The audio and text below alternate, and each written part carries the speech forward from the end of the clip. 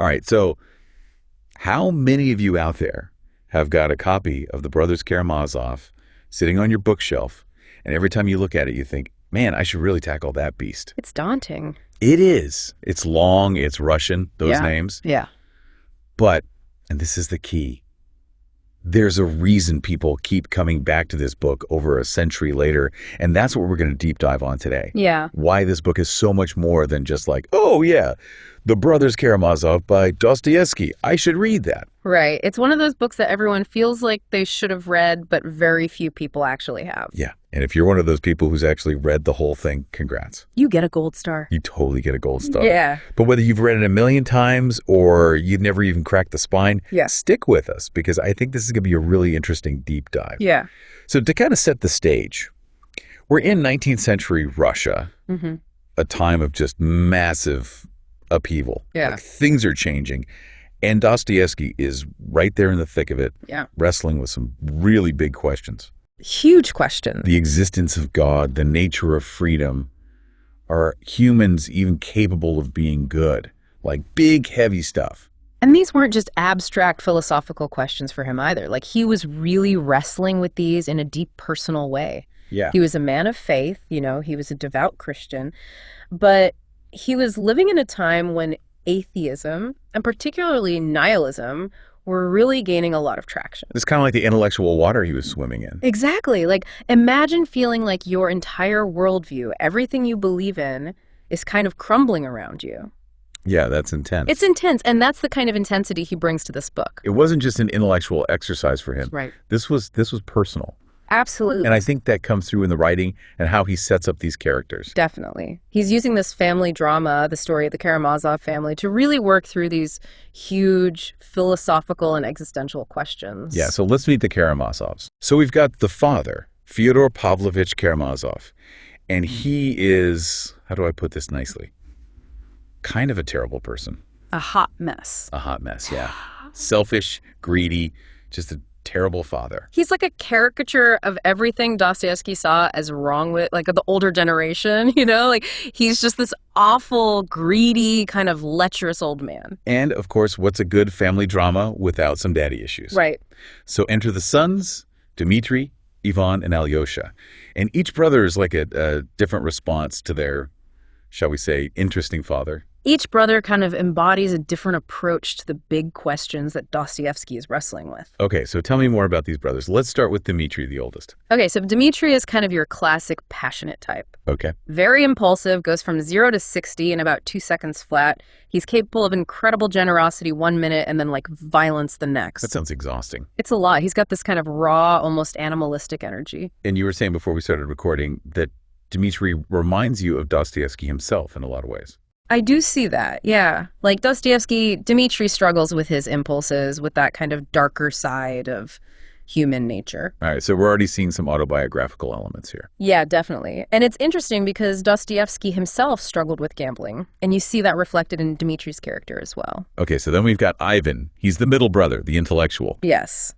Ivan is the one who gives us that really chilling line, if God does not exist, everything is permitted. Yeah, that one kind of sticks with you. Yeah. Like a punch to the gut. Exactly. And that line, it just cuts right to the heart of nihilism, which was a really prevalent philosophy in Dostoevsky's Russia.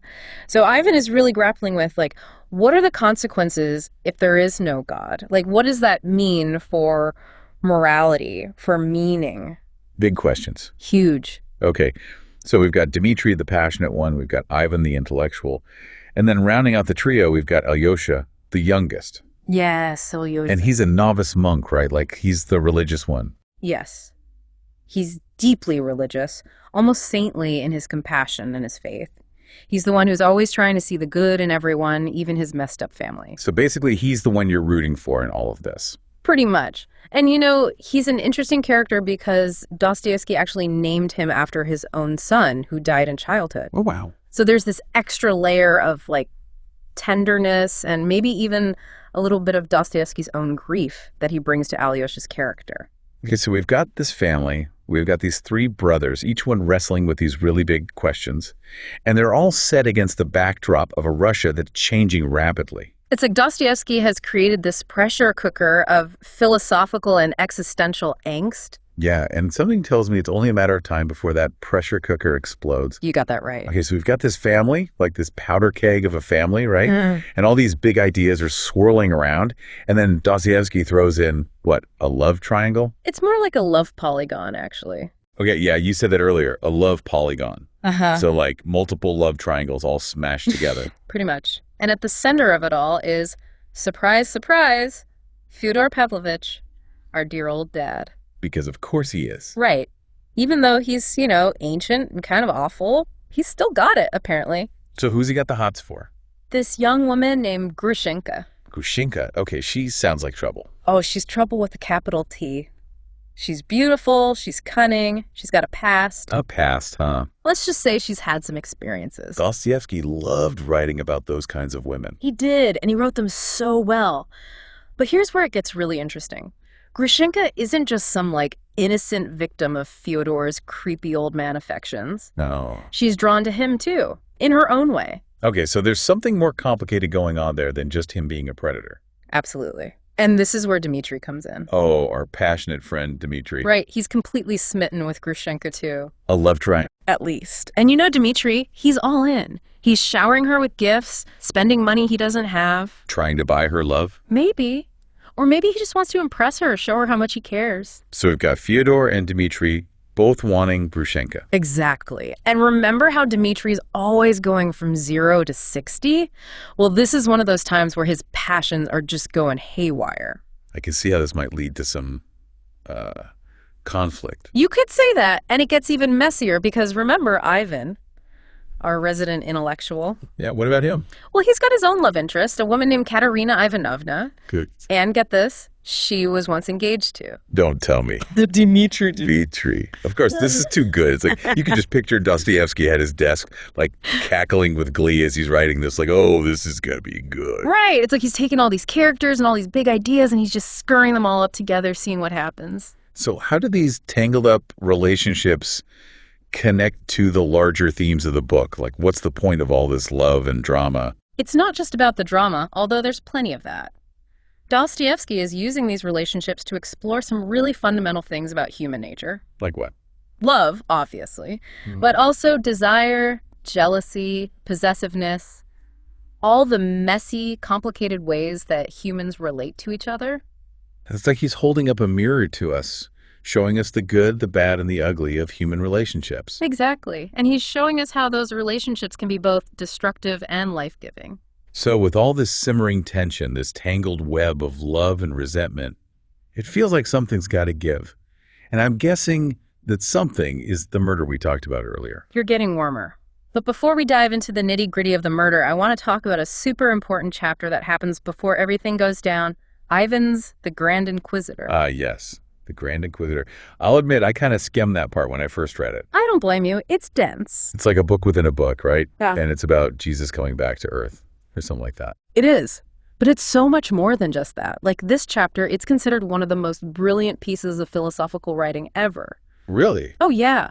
People have written entire books just about this one chapter. Okay, now you've got my attention. Give me the rundown. So Ivan, he's talking about this poem he's written where Jesus comes back to Earth during the Spanish Inquisition. Talk about bad timing. Right. So Jesus is back and he's performing miracles and people are freaking out and the church is like, this isn't in the plan. So what happens? They arrest him. The Grand Inquisitor, who's basically the head honcho of the church, he throws Jesus in prison. No way. And then the Grand Inquisitor, he goes to visit Jesus in his cell and basically gives him a piece of his mind. Okay, this Grand Inquisitor dude sounds intense. He is. And here's the gist of his argument. He tells Jesus that he made a big mistake by giving humans free will. A mistake? Yeah, nice try, Jesus, but you should have known better. The Grand Inquisitor, he basically says that humans, they're too weak, too easily tempted. They can't handle the burden of free will. So we're better off as, what, sheep? Mm-hmm. Just following the shepherd? That's kind of his point. He thinks people would be happier if they just gave up their freedom and let the church tell them what to believe, how to live. So it's like a choice between freedom and happiness. Exactly. And the Grand Inquisitor, he chooses happiness. Even if it means giving up freedom, even if it means living a lie. Okay, I can see why this chapter freaks people out. It's heavy stuff. And what's so brilliant about it is that Dostoevsky doesn't give us an easy answer. He's not saying who's right or wrong. He's just presenting us with this really tough question. What's more important, freedom or happiness? It's like he's saying, here you go, reader, wrestle with this for a while. Exactly. And it's a question that's still relevant today, right? Like, Yeah. how much freedom are we willing to give up in exchange for security or comfort? Right. So we've got these big questions of faith and freedom and happiness swirling around, plus this whole love polygon thing. And that's when the murder happens. Right, the murder. I almost forgot about that.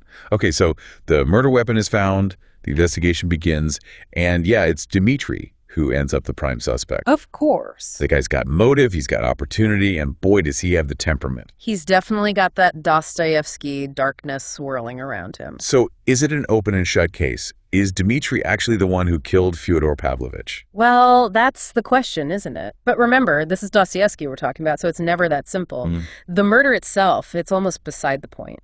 It's the catalyst that sets off this chain reaction, this exploration of guilt, innocence, and the whole idea of justice. So it's less about who doing it and more about what happens after the murder. Exactly. Dostoevsky uses Dmitri's arrest and the trial that follows to dissect these huge, timeless questions about the law, morality, and whether any of us can truly judge another person's actions. It's like he's putting the entire justice system on trial, not just Dmitri. Right. And remember how we were talking about each brother representing a different approach to Dostoevsky's big questions? Well, that plays out in a fascinating way during the trial. You've got Dmitri, this ball of raw emotion, almost like a force of nature. He's completely overwhelmed by his passions, his guilt, his love for Grushenka. And his hatred for his father. Right. It's all tangled up together, this mess of conflicting emotions. Then there's Ivan, our intellectual. He's falling apart too, but in a completely different way. Ivan's logic, his rejection of God, it's led him to this really dark place, this nihilistic abyss, and he's starting to crack under the weight of his own beliefs. Like he can't outrun the consequences of everything is permitted. Exactly.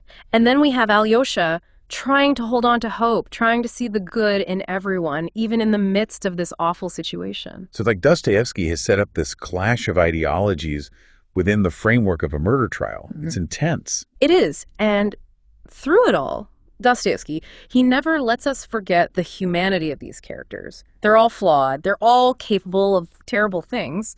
But there's also this glimmer of something else, something redeemable, even in the darkest corners of their souls.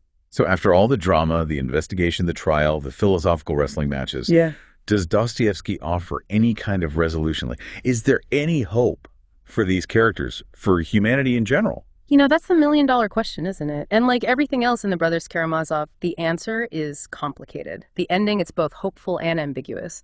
A reminder that even in the face of suffering and darkness, the potential for love, for connection, for redemption, it never really disappears. Yeah, there's that really powerful scene near the end with Alyosha and the group of schoolboys, right? Yes. That's the one. He's talking to them about memory, about the importance of remembering each other, of holding on to the good, even when things are bad. He's urging them to choose love, choose compassion, and it's like a little spark of light in all the darkness. It's definitely a book that stays with you, that makes you think about the big questions long after you've finished reading. Absolutely. And you know, I think that's why, even though it was written over 100 years ago, the Brothers Karamazov still feels so relevant today.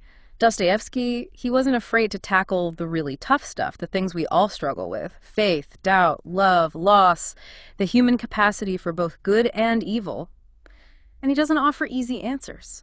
Instead, he forces us to confront those questions ourselves, to find our own way through the darkness. It's a challenge for sure, but it's a rewarding one. It really is. This book, it stays with you. It makes you see the world differently, and maybe, just maybe, it makes you see yourself a little differently too. And on that note, I think we'll leave our listeners to ponder the mysteries of the Brothers Karamazov. This has been quite a deep dive. Until next time, happy reading, everyone.